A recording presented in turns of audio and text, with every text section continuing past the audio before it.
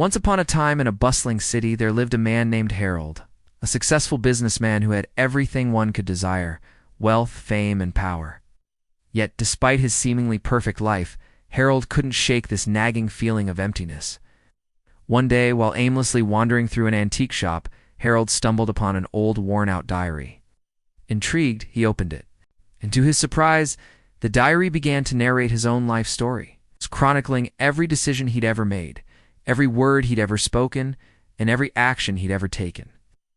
At first, Harold was shocked and frightened by the diary's uncanny ability to predict his future.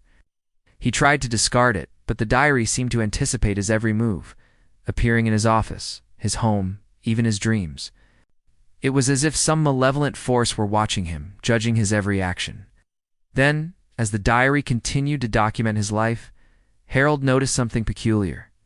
Every entry ended with a profound sense of regret, no matter how successful or joyful the day had been.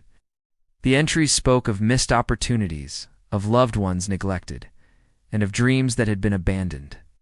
As Harold delved deeper into the diary, he realized with horror that it wasn't just his future that was being written.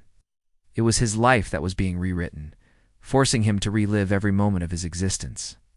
He tried to break the curse, to escape its grasp, but the more he struggled, the more the diary's hold on him tightened.